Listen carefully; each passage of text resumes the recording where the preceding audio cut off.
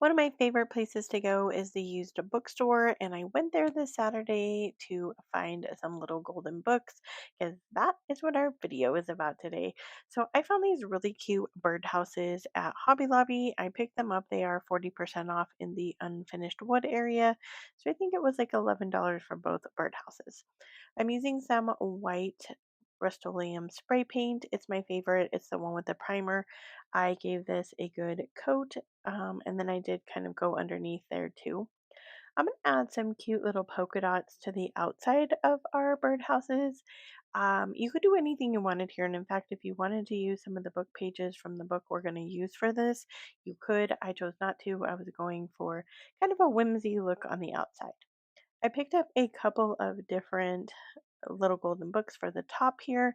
I picked up the Cars one, and that's why I painted the red polka dots because I thought that'd be adorable. And then the Snow White one had a yellow cover for the yellow polka dots. We're going to put them on top of our birdhouse for the roof. Now, you could do a couple different things here. If you wanted to create your own birdhouse and then not have a top, you could just use this as the top, but this is the easiest way to do this. You could use book pages to go around the outside, like a decoupage theme here if you wanted to, but all I wanted was to have the roof be the book. Now, something I would suggest, because here I have to glue the pages together, but I think it would just be easier if you took out the pages from the book and only use the cover for this project. You could use the pages for something different later if you wanted, because I kind of felt like afterwards it's a little bit of a waste of the pages. But I love how it turned out. It's adorable, and I just really love the like kind of simplicity.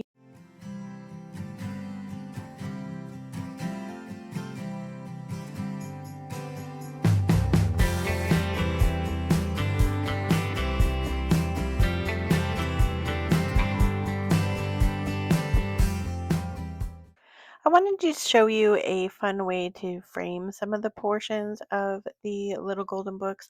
I picked up the set of frames at Hobby Lobby for $9.99. It is a yellow tag, so that means they will never go on sale, but they are a good price.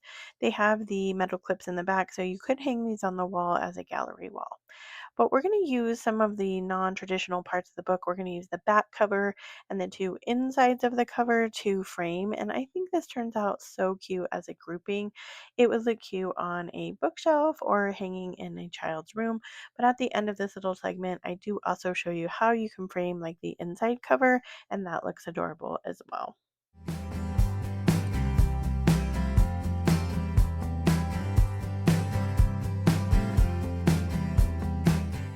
So something that's been really popular on TikTok is taking books and making vases out of them. And I thought it'd be fun to do that with a little golden book. So I found the middle of the book and I decided to go with 6 pages on each side since these books aren't very big in terms of page sizes.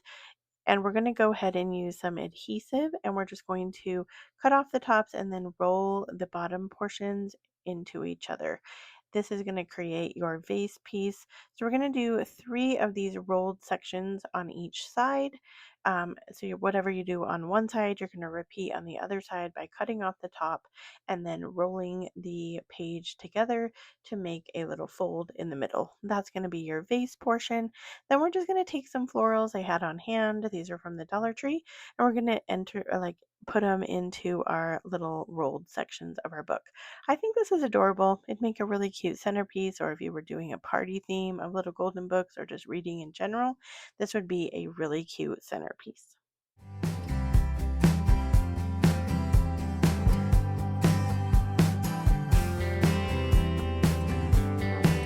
I just wanted to share with you guys that while I was thrifting, I did find a kind of rare little golden book. So I had this one already, and this is the 1973 edition of this book, Toodle. I had a feeling that this one was actually worth something, so I was holding on to this one. But then when I was thrifting, I found another copy of it, not in a great shape, but if you notice, the title of this one is different than the title of this one. So this is the version from 1973. This one is the version from 1945. So the 1945 one is actually worth money if it's in good condition.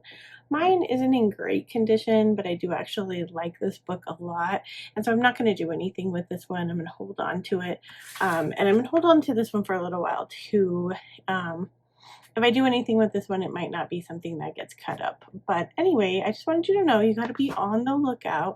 You're looking for those more rare ones, and a lot of the ones that I use in my videos are written in. When once they get written in, they aren't worth money after that. So I know I get a lot of comments. It's like, you're ruining it. They're worth money, and that's true. This one's worth money, but they're not always worth money. And if you find the ones at garage sales or thrift stores, a lot of times they're in poor shape, they've been written in, and those are the ones you want for all of your crafting.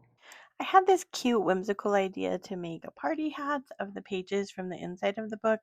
So you're going to create an oval with your page. Now, this isn't going to make a very big party hat, so this is more for kids, but you're going to fold it into the middle to a point, and I'm just using some tape adhesive here.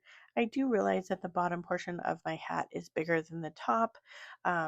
It just ended up being that way given the page, but I also was like, otherwise we're going to have this really tiny hat, so I was okay with it. But if you're not, then you're going to want to make sure that those are even. I found this Rick Rack ribbon at Hobby Lobby, and we're just going to use our tape adhesive to tape it around the bottom edge of our hat. I think this gives a really cute birthday feel, but you could use anything here. Dollar Tree has that pom pom ribbon that comes out at Christmas. I always pick up the white one because I feel like you can use it in other areas. But once you go all the way around, you're just going to use your adhesive tape to go off at the bottom again where they meet.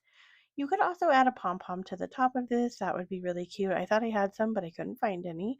So I left that off. But it would be really cute if you added a pom pom or you found some of that fringe garland. That would be cute around your hat as well.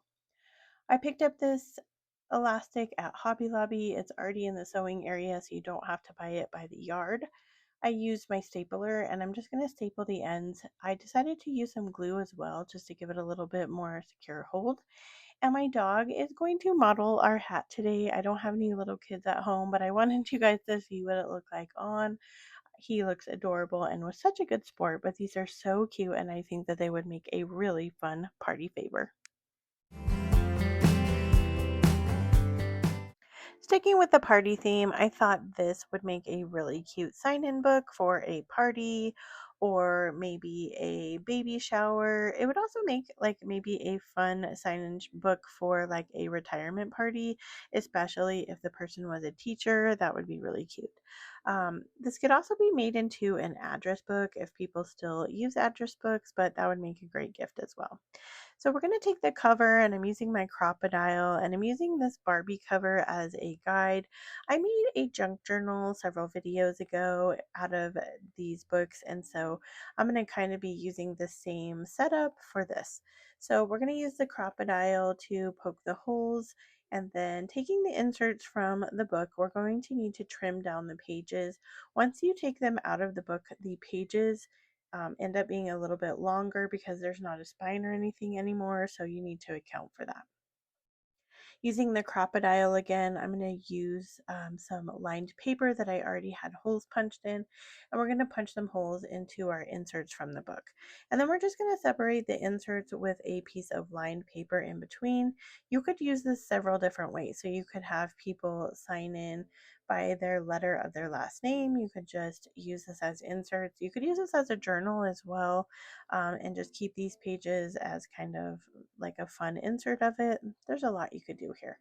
Once we have all of the holes punched, we have them all sorted, we're ready to assemble our sign-in book. We're going to use these rings I got at Hobby Lobby, and they just go into the hole. Once you have them in the hole, all you're going to do is put your inserts just the same way, putting them onto the two rings. And then once you have all of your papers in, you're just going to secure your rings. They are very tight rings, so you don't have to worry about like your paper falling out or anything like that. You want to make sure that you've poked your holes close enough in though that they don't tear as you're turning them. But this makes a really cute book, journal, whatever you're going to use it for, and it is pretty sturdy. So once we have all of the insert pages in, we're going to go ahead and add our back cover. And once we have the cover in, we're going to secure our rings, and that is it. I'm going to show you guys a little bit of a flip through here so you kind of get the gist of the paper and the letter, but I think this is adorable with so many different uses.